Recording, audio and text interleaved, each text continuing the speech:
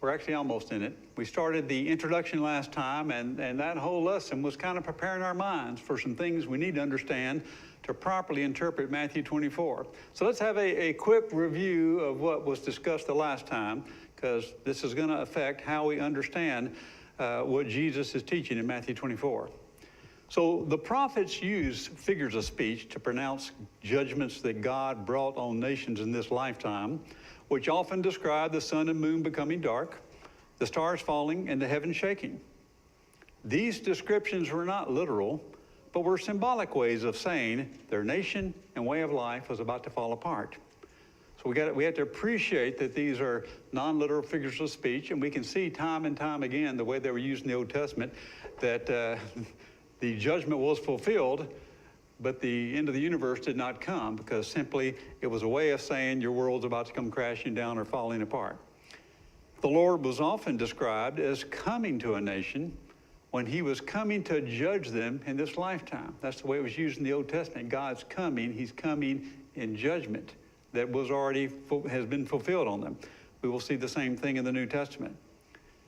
Jesus was an Old Testament prophet, and he used these same figures of speech to refer to the judgment God would bring on the Jewish nation in the first century. So that's why it's important to understand these figures of speech. Christ will use the same figures of speech in the same way.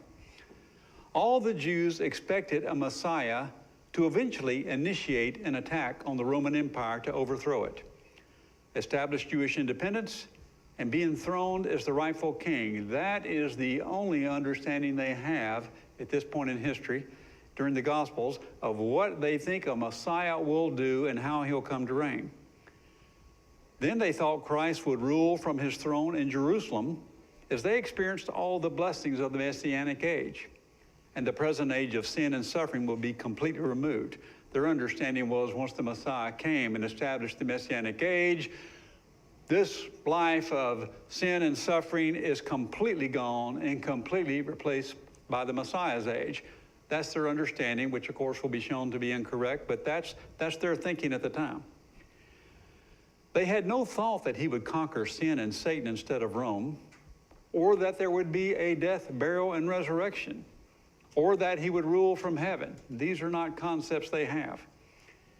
Anytime Christ mentioned his coming death and resurrection, his disciples assumed it must be a non-literal figure of speech, because they expected him to be victorious in battle over the Romans and then rule from Jerusalem. So we need to appreciate the mindset they're coming from at this point in time, and not let the fact that we have the scriptures and we know what's coming and what happens, we can't let that cause us to think the disciples understand these things. That's called an anachronistic era, where we're taking the future into the past when no one's thinking that way. So that's a quick summary of where we were. Now we are actually ready to start investigating Matthew chapter 24. It's helpful to note that there's many other passages in Gospels that are parallels to Matthew 24. Luke chapter 21, much of it. Luke chapter 19, Luke chapter 17, Mark chapter 13. We'll find some of the exact same things Jesus said in Matthew 24 that are recorded in these other Gospels. So, what was the subject of discussion in Matthew 24? Let's start with the first 3 verses. Jesus left the temple and was going away, when his disciples came to point out to him the buildings of the temple. But he answered them, "You see all these, do you not? Truly I say to you, there will not be left here one stone upon another that will not be thrown down." As he sat on the Mount of Olives, the disciples came to him privately, saying, "Tell us, when will these things be? And what will be the sign of your coming and of the end of the age?" So, let's think about this. First, let's think about this part about there will not be left one stone upon another. The disciples were probably somewhat shocked at the idea of the temple being destroyed. As he said, of the temple, there will not be one stone left upon another. But at the same time, they likely saw how it fit into much of what Christ had been teaching. Christ had indicated the temple and the Jewish leadership were under God's judgment and needed to be done away with, along with the evil Romans. His cleansing of the temple had been a prophetic action that declared it was a den of thieves and it was ready for divine punishment. The prophets predicted that the Messiah would build the temple. That comes from Zechariah chapter 6. And it made sense for his battle against the evil Roman Empire to involve the destruction of the present temple that had been built by the Romans. After all, the present temple had been renovated by Herod the Great, and the Roman government's the one who actually did all this renovation. So it may have seemed to be a necessary step to make way for the Messiah's temple. If the Messiah was going to build his own temple, it makes sense we're taking out the old temple, especially one that he says is ready for deserving God's judgment and was built by the Romans. So the disciples ask, when will these things be, referring to when will the temple be destroyed? There will not be one stone left upon another. So let's think for a minute the Jewish expectation. We need to appreciate when the disciples are asking a question, they're asking a question based on the way they think and their misunderstanding of what the prophets predicted. This isn't Christ talking, this is the disciples asking a question.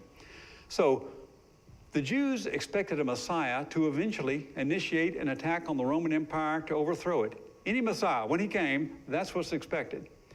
And they think then he's going to establish Jewish independence. It'll be a sovereign nation. And he'll be enthroned as the rightful king and rule from Jerusalem. That's exactly what they're looking for and expecting. The only way the Jews could conceive that the Messiah would come to rule over Israel was by him attacking the Roman Empire and removing it from power. They believed the inauguration of the Messiah's rule over his kingdom and the removal of the Romans from power were two sides of the same event. This is how they looked at it. The evil Romans rule over the Jews, and they're suffering under them, and they've been suffering for a long time. They're sick and tired of it. The only way they can concede the Messiah will come to reign is he will engage in a battle against these Romans. He'll overthrow them. They'll be out of power, and then he'll begin to rule. So they look at that as two sides of the same event. Not only is that what the true Messiah was expected to do, it was also what false messiahs had attempted to do. There had been false messiahs, even around the birth of Christ. And they will consistently do the same thing. Even a false messiah who had a large following, a large enough following, was expected to make an assault on Rome. If you claim to be a false messiah and you believe you're a messiah and you got enough following, you're eventually going to attack Rome. That's what you do. Such an attack would cause Rome to respond with force against the Jews, possibly attack Jerusalem, maybe destroy their temple. The chief priest considered Christ to be a false messiah. They didn't like what he taught. And so when it was all said and done, they said, he can't be the Messiah. We don't like what this guy's saying. He's a false Messiah. And that very fear is what motivated them to seek to have Christ killed. That's why they're going to want him killed. They think he's a false Messiah. He's saying crazy things. And he's against the temple, and he's against us. They said, but he's got a large following. So if he thinks he's a Messiah, he's eventually going to attack Rome. And when he attacks Rome, they're going to attack back. And they're going to attack the Jews and maybe even destroy our temple. And so they'll say, for the good of, and their noble thinking, for the good of our nation, for the good of the temple, we need to kill this guy. John 11, 48 through 50, they actually discuss that. So strong is their belief of what a Messiah is going to do, even a false Messiah is going to do that. That's the only concept they have of what needs to be done, based on their understanding of what the prophets predicted. So let's think about the bigger events surrounding the temple's future destruction, because Jesus has said there'll not be one stone left on another. The disciples' question about the sign of his coming and the end of the age was based on their preconceptions of what they expected the Messiah to do. This is their question based on their expectations. This isn't Christ talking. Their question was not as much focused on the temple's destruction as what they thought that event signified. They didn't consider Christ's statement about the future destruction of the temple to be a random event that had nothing to do with his mission as the Messiah. They considered it to be a direct consequence of his mission. Christ's statement about the destruction of the temple would be taken by his disciples to be part of his anticipated battle with their Roman oppressors, who would apparently destroy the temple as they fought back. So based on what they're expecting the Messiah to do, as soon as he says the temple's going to be destroyed, they're going, aha, okay, you're going to make your move as the Messiah, and you're going to attack the Romans to overthrow them. In the process, they're going to fight back. Temple's going to be destroyed, but of course, you're going to overthrow and win. They're thinking, yes, this thing's going to happen. So what's going to be their next question? Okay, so when? When's it going to happen? They're actually kind of excited because They're not so focused on the temple, they're focused on Christ is going to overthrow these Romans and the Messianic age is going to come. So they understood Christ to be saying that when he made his attack to overthrow the Roman government and started to reign as king, the temple would be destroyed. That's what they were waiting for, and they wanted to know when it would happen. So they asked this question, when will these things be? What will be the sign of your coming, of the end of the age? Let's start with the sign of your coming. The disciples' question about the sign of Christ's coming was not a reference to his second coming, which has nothing to do with the temple being destroyed, or his anticipated attack on the Roman Empire. So we have to think how they're thinking. The Greek word for coming was often used to refer to a king making an appearance or a demonstration of power. And they were asking when Jesus would come to reign in his kingdom by defeating the Roman oppressors. That's their question. They wanted to know the sign that would indicate Christ was about to attack and overthrow their Roman enemies and begin to reign as king, which would result in the Romans destroying the temple in the battle. The coming they're asking about is Christ coming to reign in his kingdom. That's the only concept they have. Any attempt to relate this discussion to Christ's second coming ignores the Jewish expectations that a Messiah would rule from Jerusalem after destroying his enemies. During Christ's ministry, none of his believers expected him to leave after he began to rule over his kingdom. And therefore, no one's thinking in terms of him needing to return. If you don't think he's ever going, he'll be right there in Jerusalem reigning. If he's never leaving, then you can't have a concept of him ever returning. So we're thinking of their mindset. They're asking the question. But they also said, what will be the sign of your coming and of the end of the age? Now we hear that and we go, okay, the end of the age. Isn't that the end of the world? And that's yet future? So let's think about that. At the time of Jesus' ministry, the Jews looked forward to the time when the present evil age of Jewish suffering at the hands of foreigners would be removed and the Messianic age would begin. For about 600 years, they had suffered under the control of foreign kings and had remained in a state of punishment for their sins apart from the promised blessings. So the Jews had gone into Babylonian captivity because of their sin. Well, they've returned to their land, but it's not so great and glorious. They're still ruled by the evil foreigners, the Romans. They're not being ruled by their own Jewish king. They're suffering. And so they consider that they're still in partly the state of exile. God hasn't truly forgiven them. They're waiting for this Messiah to come and bring in the Messianic age, which they think will remove the present age of sin and suffering. They think one age replaces the other. We'll see they're wrong, but that's their concept. So that's the age they're discussing coming to an end. The present age that they incorrectly thought would be done away with when the Messianic age began. They wanted to know when Christ would overthrow the Romans and the Messianic age would begin, which they thought would signal the end of the current age of sin. The disciples thought all these things were different dimensions of what would transpire when Christ began to reign, when he inaugurated the Messianic age. So all these things we're discussing to them, they're all different dimensions of one thing. Jesus says the temple's going to be destroyed. They go, aha, okay, temple's destroyed. Why? Because you're the Messiah and you're attacking the Romans and they're fighting back. You're going to overthrow them because you're the Messiah. And so now they're overthrown. You begin to rule. You're ruling. The Messianic age is here now and all its blessings. And if the Messianic age is here, this past age of sin and suffering's gone. That's all the different dimensions they're seeing in this one event. And they're, of course, kind of excited about it because this is what they want. So then we're going to go to Matthew 24, 6 through 8. Jesus first tells them what will not be the signs that Jerusalem and the temple are about to be destroyed. A lot of people like to say they're the signs, but they're actually what Jesus says are not the signs. So here's the verses. And you will hear of wars and rumors of wars. See that you're not alarmed, for this must take place. But the end is not yet. The end's not yet because this is a sign of the end. For nation will rise against nation, and kingdom against kingdom, and there will be famines and earthquakes in various places. All these are but the beginning of the birth pains. So Jesus indicates that some time would pass, and numerous things would happen that were not the sign, but were events that would happen before Jerusalem and the temple were destroyed. The common events of occasional famines and ongoing battles between nations would occur, which suggested several years would pass first. When you start talking about famines which happen now and again, and there'll be a few of them, and nation fighting another nation which happen now and then, there'll be a few of them. You're saying it's not going to be weeks and months. We're going to have a few years actually transpire, he's seeming to indicate here, before this is fulfilled. So now we're going to go to Matthew 24:5. Here Christ tells them he will not be found in the future. First we'll look at verse 5. For many will come in my name, saying, I am the Christ, and they will lead many astray. Then we're going to jump to verses 23 through 28.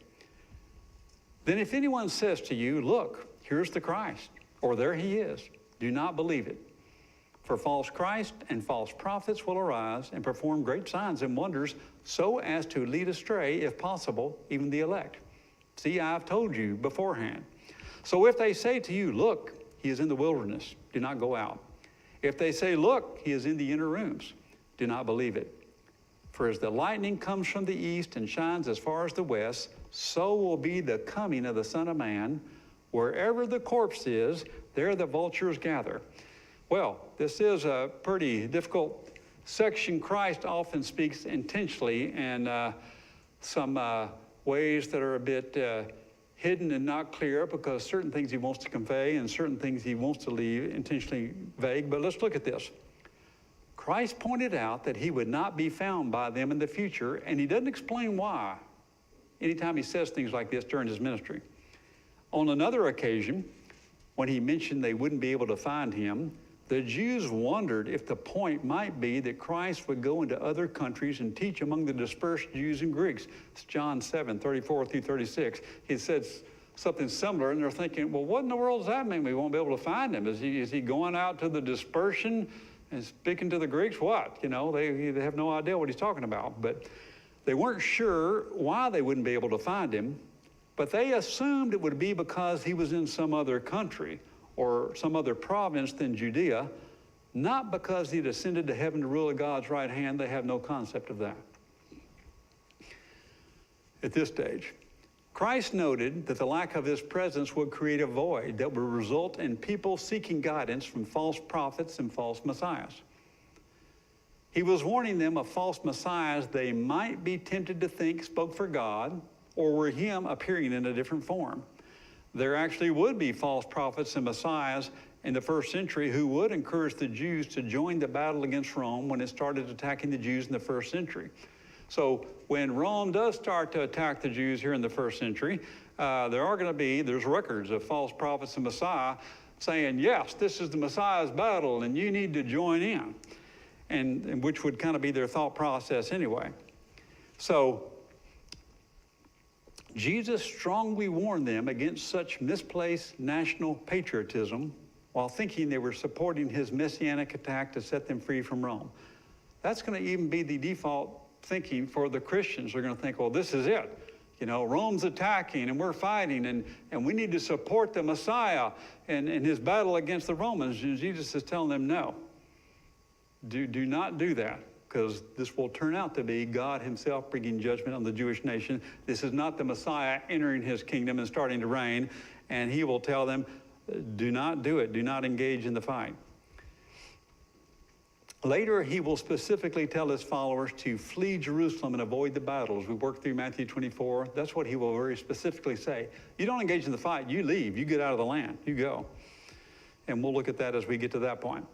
He told his followers that his coming will be like lightning. And the point's likely that when he makes the public display that he's ruling in his kingdom, it will be revealed in a demonstration of power that will be obvious for all to see. Seems to be the big idea there. We'll later see the destruction of Jerusalem will be a visual demonstration that he was ruling over the kings of the earth and bringing judgment on the Jewish nation. It will be a visible display, all will see, and he's revealing that in somewhat of a hidden way here. Christ discusses vultures gathering where there are corpses. The ancient world didn't always distinguish between vultures and birds, and the eagle was the symbol of the Roman legions that was often found on top of their standards or poles.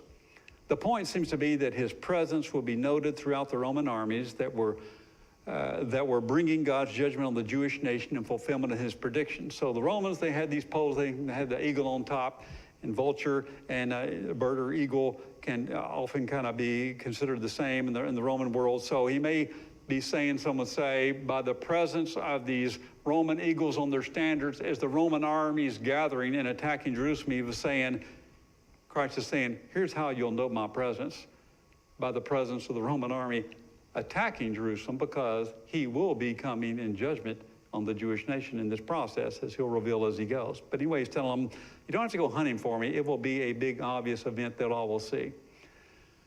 Christ will not explain these coming events until after his resurrection. A clear explanation of how Christ would inaugurate and publicly demonstrate the power of his kingdom would not be given until after his resurrection, when he spent 40 days teaching his disciples about the kingdom of God. That's when they're going to get the clear explanation about much of this.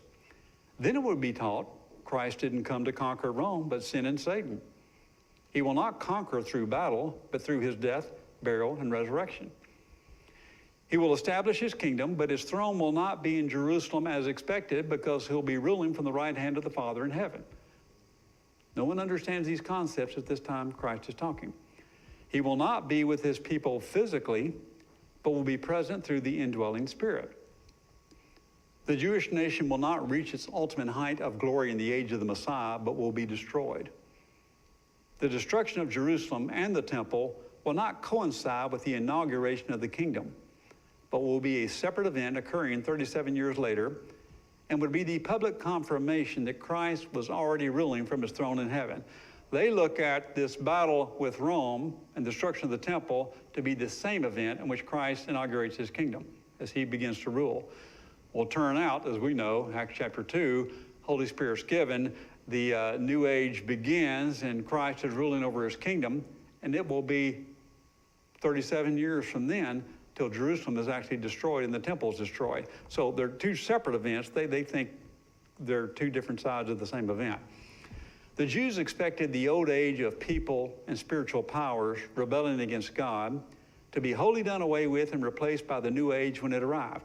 They're thinking, from the predictions of the prophets, is when the Christ comes, when this Messiah comes and destroys their enemies, he begins to reign, and all the promised blessings come in pretty quick. The resurrection of the dead, health, wealth, prosperity, and all the blessings they're hoping for. And all this age of pain, sin, and suffering, it's all completely gone. One age replaces the other age. That's their thinking. But of course, that's not how it's going to happen. After Christ's resurrection, it will be explained that the new age of the Messiah will begin with only some of its promised blessings, and the old age of sin and death will continue and still be present. The old age of sin and death is still here, but the kingdom is here too. You get to decide which kingdom you want to belong to. We have forgiveness of sins in God's indwelling Spirit. We have changed hearts. We're in the kingdom, but we're still awaiting the resurrection of all. We're still awaiting all the promised blessings that will not, we know, happen until Christ returns in the future. But they're not thinking that at this point in time, because they don't think Christ is going away to need to return. The disciples were likely shocked at these teachings of their future persecution, their inability to locate him, the continuing presence of the old age of sin after the Messianic age began, and his warning for them not to join in the battle against Rome, which they think would be fighting alongside the Messiah to bring in the kingdom. By the time the first gospel sermon is preached, Acts chapter 2, Peter will understand these things more clearly and will preach that Christ is then ruling from heaven, the right hand of the Father. He's had 40 days with Christ. He, at that point, now understands really what's happened and what's going on. But during the Gospels, when Christ is teaching, no, they're going through their incorrect mindset. The gospel will first be proclaimed to the whole world. This is chapter 24, verse 14. And this gospel of the kingdom will be proclaimed throughout the whole world as a testimony to the nations, and then the end shall come.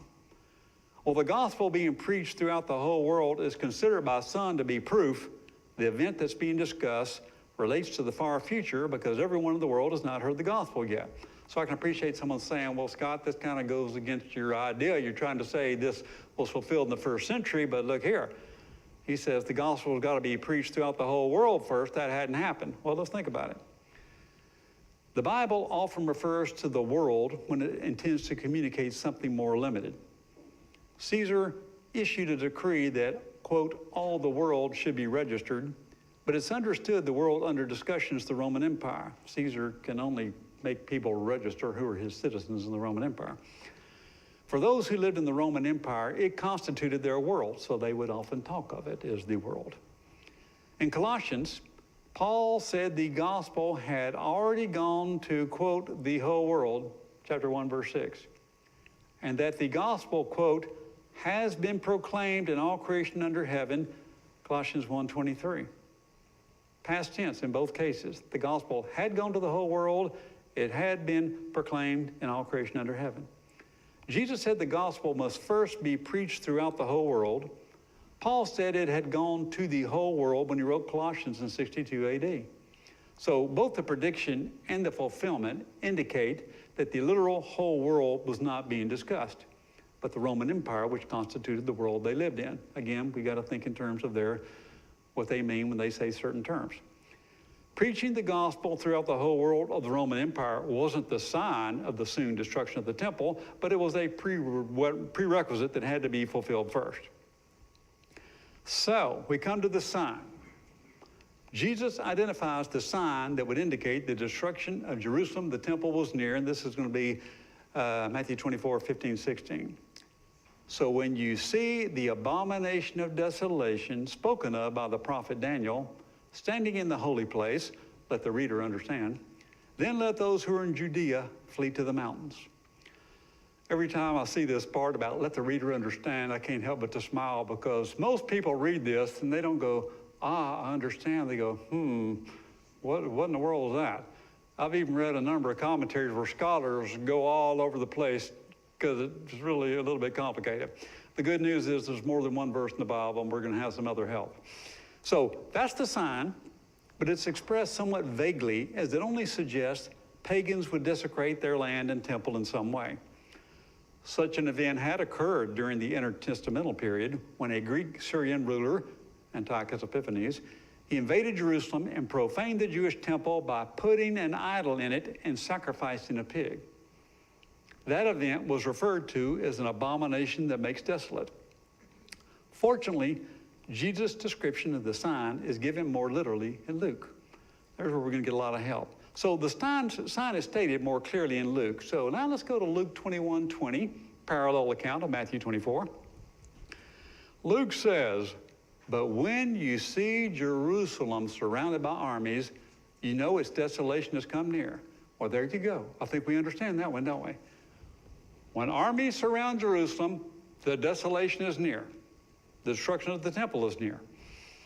So like the Old Testament prophets depicting God's judgment that was soon to come upon a nation, Jesus gave a somewhat figurative description and a more literal one. That was the more literal one. The verse in Luke's more clear.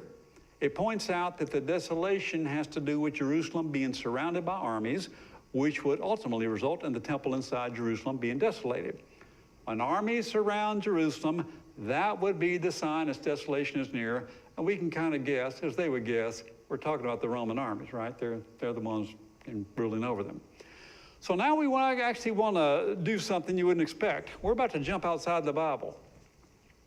We're going to go to a secular historical account of the conflict between the Jewish nation and Rome from 66 AD to 70 AD.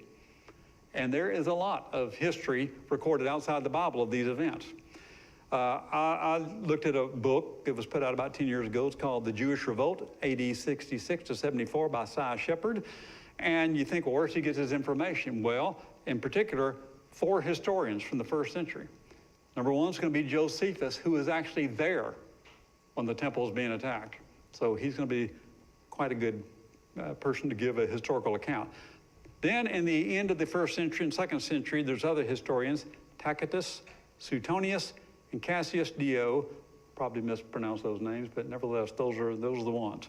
And those are the ones this fellow in this book gets his information from.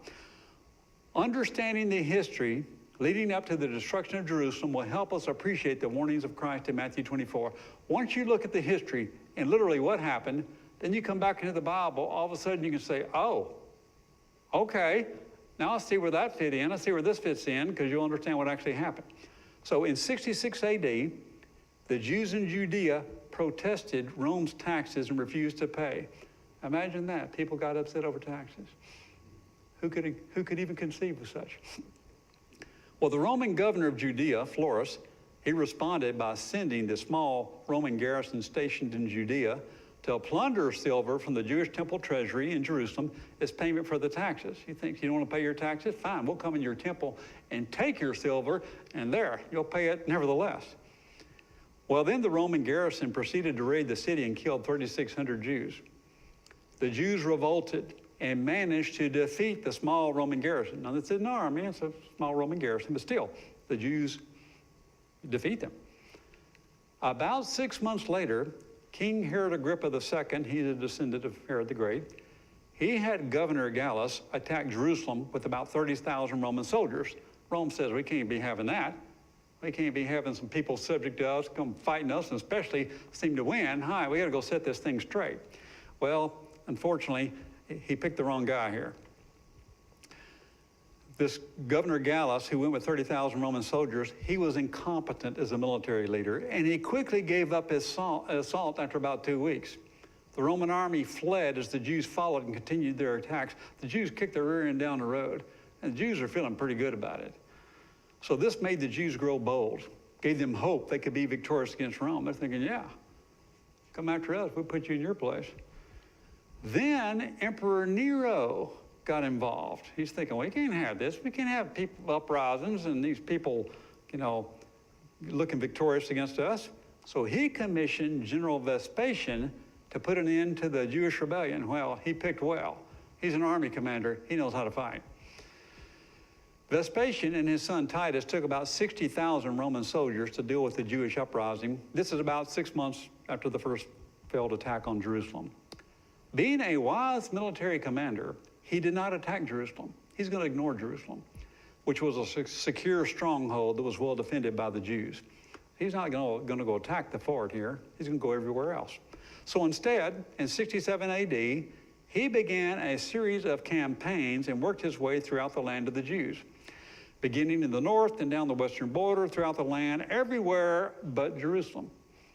The Roman army went from town to town and took out the major fortifications of Jewish rebels and slaughtered Jewish citizens as well. If anybody they come up on, they're attacking them. Their reign of terror weakened the Jewish resistance and demoralized the people. Many Jewish rebels and refugees who managed to escape the devastation in the land, guess what they did? They ran to Jerusalem for safety. There was a lull in Roman military activity in 69 AD when Vespasian left to advance politically. He will become emperor eventually. They probably thought, you're doing a fine job there, fella. We'll move you up the ranks. Then, in early 70 AD, his son Titus took charge of about 70,000 Roman soldiers and made a move to attack the primary source of Jewish resistance in Jerusalem. Now we're going after Jerusalem again. The attack began 3 days after the Passover, so Jerusalem was packed with Jews from other towns who had come to celebrate it, as well as many Jews from across the land who had run there to escape from earlier attacks. The Jews in Jerusalem were not united. There was much inner turmoil, division, and even fighting amongst themselves, so the Jews within Jerusalem is still quite chaotic. Roman soldiers breached the first 2 walls quickly, but it took a 7-month siege to get through the third wall. For a good part of the siege, Titus actually offered immunity if the Jews would surrender, which they refused to do. The Roman army constructed a wall around Jerusalem to prevent any food and supplies from entering it. When you have a walled city, all you do is you come up to it and you put your own wall around that and you just sit there and wait. Anyone comes out, we kill them. We're not letting any food get in. After a while, they get weaker and they get weaker and they get weaker. You're pretty good fighting anyway, and then you make your move. So these people know how to fight, so that's their plan. Some of the Jews in Jerusalem went insane with hunger. Some killed fellow Jews over food. Some resorted to cannibalism. And there's records of all this. Those who tried to escape were captured and crucified in front of the wall. There's a lot of information on this from Josephus, who was there. Some days, as many as 500 Jews were crucified, 500 a day. Crucified. The number of Jews crucified was so large, the Romans had difficulty locating enough wood for crosses or places to put them. Just think after 10 days, where are you getting the wood? Where are you putting these things? So can you imagine what this looked like? This was a terrible thing. The Romans built siege towers that allowed them to throw bolts and stones over the wall from elevated positions, which also helped to protect those using battering rams to knock down the wall. So they're protecting them underneath so they can get their job done. The Romans eventually broke through the last wall, invading Jerusalem and slaughtering the people.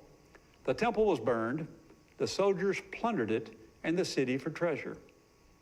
Armed Jewish rebels, as well as frail citizens, were put to death. The historian Tacitus estimated 600,000 were killed. Josephus estimates a much larger number. All of Jerusalem's remaining citizens became Roman prisoners. Of the 97,000 captives, thousands were forced to become gladiators and eventually died in the arena. Many others were forced to assist in building projects. Those under 17 years of age were sold into slavery. So now that we're aware of the actual history that led up to the destruction of Jerusalem and the temple in 70 AD, now we're able to appreciate some of these things Christ is going to say, because we're going to see exactly how they fit in. So let's remind ourselves here, because there's three different attacks, so let's try to get this clear in our mind. The summary of the three occasions of Roman armies attacking the Jews after the time of Christ up until the destruction of Jerusalem in 70 AD. So I want to keep in mind first the initial event of the Roman garrison in Judea taking silver from the temple for unpaid taxes. That was not an attack of an army. That was an interaction of a small Roman garrison. So that's not an event of an army attacking, so we're not counting that one. It's not one of the three events of Roman armies attacking the Jews. Of these three attacks of Roman armies, the first and the third attacks involve Roman armies surrounding Jerusalem, attacking Jerusalem. The second did not include an attack on Jerusalem. So the first will attack Jerusalem, the third will, the second one will not. So here's the three attacks. First attack, 66 AD, attack on Jerusalem by a Roman army of about 30,000, led by Gallus, that was brief and failed. Second attack, 67, 68 AD, attack throughout the land of the Jews, but not Jerusalem, by a Roman army of about 60,000, led by Vespasian and Titus, that slaughtered Jewish rebels and innocent bystanders throughout Judea and Galilee. Third attack, 70 AD, attack on Jerusalem by a Roman army of about 70,000, led by Titus, that destroyed Jerusalem and profaned the temple with pagan sacrifices. So there's our three attacks of Roman armies. We're going to look at Luke 21, 20 and 21, where Jesus will tell them to flee when they see Jerusalem surrounded by armies. He said, "But when you see Jerusalem surrounded by armies, then know its desolation has come near. Let those who are in Judea flee to the mountains. Let those who are inside the city depart. Let not those who are out of the country enter it." So the sign that would indicate when the destruction of Jerusalem and the desolation of the temple was near was when Jerusalem was surrounded by armies, which is obviously the first time it's surrounded by armies. That happened when Gallus attacked it in 66 AD with 30,000 Roman soldiers. The attack lasted about 2 weeks. Then the soldiers left and encouraged the Jews about their ability to defeat Rome. The Jewish historian Josephus was present during these events. He noted some Jews left after this failed Roman attack. They did what Christ told them to. Events that will happen soon are often described in the Bible as being near or at hand. These terms are generally applied to something that will occur in the next few years. Jesus proclaimed the kingdom of God was at hand. It was established approximately 3 years later. When Jerusalem was first surrounded by armies, that would be the sign the desolation of the temple was near. That occurred 4 years later. Soon, near at hand, usually mean 5 years or less. So Christ warns them to flee the land instead of fight. He needs to warn them because the normal Jewish thinking process, and even for the Christians, if you're thinking this is the Messiah attacking the Romans, you think we need to join for Israel, for the Messiah, to bring in the Messianic kingdom. And so he's got to tell them, no, no, no, don't do that. He tells them here in Matthew 24, 16 through 21, "Then let those who are in Judea flee to the mountains. Let the one who's on the housetop not go down to take what is in his house. Let the one who is in the field not turn back to take his cloak. And alas for women who are pregnant and for those who are nursing infants in those days. Pray your flight may not be in the winter or on a Sabbath, for there will be great tribulation, such as has not been from the beginning of the world until now, and no, and never will be. This warning to not go into your house isn't a new topic about a future event. It's part of the broader discussion concerning Roman attacks on the Jews that would include the land of Judea and Galilee. When armies first surrounded Jerusalem, it was the signal its destruction was near and atrocities were on the way. It's imperative they leave the land of the Jews while they could. They were not to join the fight and think they were supporting the Messiah's battle. Very important that he told them that. Just as the Jews did not know exactly when the sign to flee would occur, they didn't know how long it would be after the sign before Jerusalem would be desolated. Jesus noted it would be worse to be pregnant or for this to occur in the winter or on the Sabbath because they would not be able to travel quickly. He not only told them to flee Jerusalem, but to get out of the land completely. Those inside the land of the Jews were to flee to the mountains, he said. Those outside their country were told, don't enter it. If you're outside the country, stay there. Vespasian's armies would first carry out a series of military campaigns throughout the land of the Jews before Titus began his siege on Jerusalem. So simply being outside Jerusalem, but in the land of the Jews, wouldn't give you safety. Some left their land when the first Roman army departed, thereby escaping the invasion when Vespasian brought his soldiers to the land the following year. Undoubtedly, others left before the final assault on Jerusalem.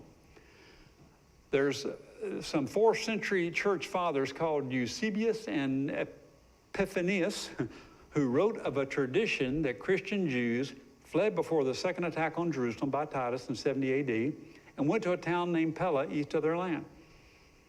They did what Christ said. Telling them to leave their land to escape the coming devastation makes sense if we're talking a local disaster, not if the topic's the end of the world. If it's the end of the world, does it matter if you go to the next country?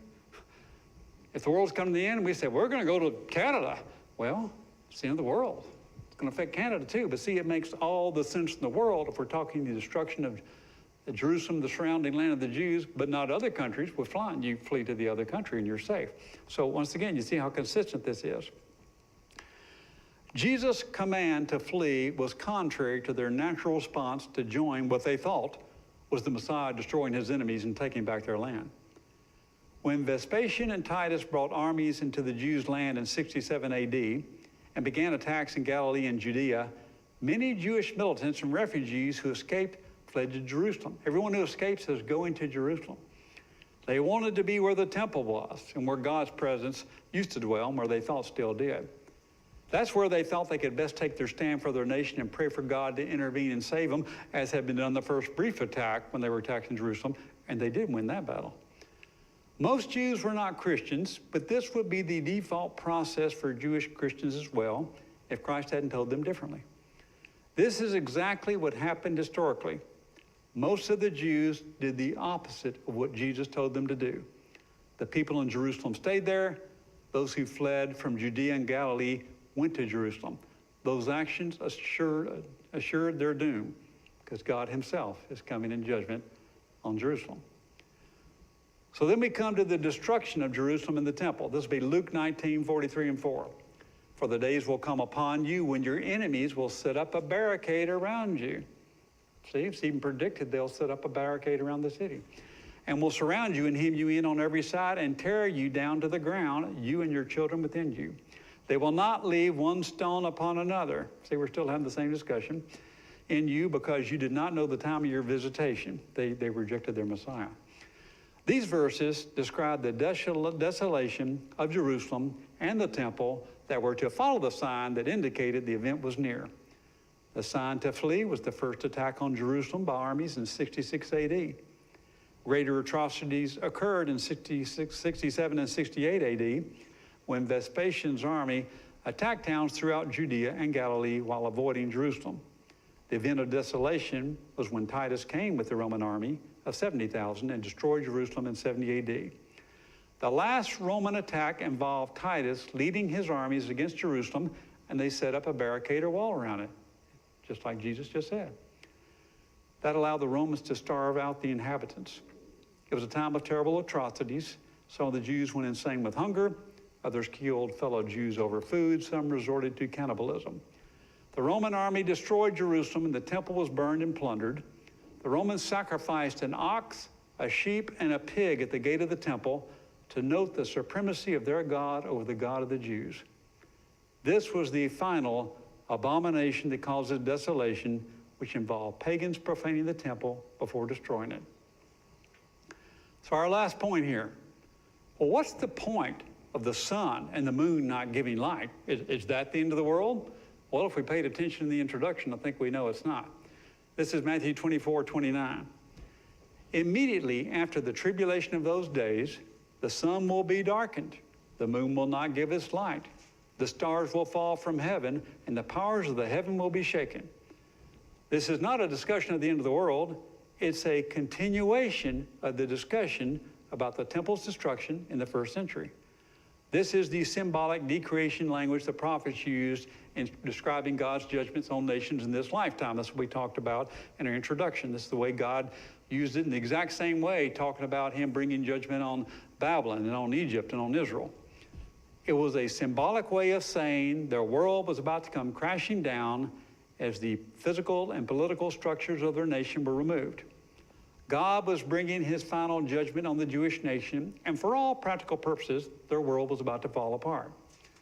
The judgment on Jerusalem is not only represented symbolically as the universe collapsing, but also described in literal terms of armies surrounding them and killing them with swords. Just like in the Old Testament prophets, often you get a figurative description, then a very literal one. They were told which army was coming to attack them. So that's as far as we want to go tonight, but we covered a bit here, didn't we? The more common explanations given of Matthew 24 that I've often read in books I've read have no similarity to what I just shared. I can imagine some people saying, my, where did you come up with this? Well, I'd love to say I'm so smart, I just came up with it, but you know, not the case. But I read a lot of people who are pretty smart and try to summarize what they say, and there are actually numerous scholars who have been teaching this viewpoint for years. They're just not the popular ones, therefore you don't hear them, but that's not to say they're not out there, because they are. In fact, so someone might say, well, where would one ever read about this? Well, let me show a slide here. So, of the various studies I look at, number one, I graduated the WFR School of Preaching in the 70s, and we were taught, in essence, what I'm sharing with you now. Maybe a little difference on some details, but here's two very helpful commentaries. The First College Press NIV commentary on Matthew. This is that Larry Chenard, I believe his name. Line by line, verse by verse commentary. He goes through each verse individually, discussing it, does a great job. This other one is it's actually a series that's meant for everyone. It's called the Bible for Everyone series. This is Matthew for Everyone.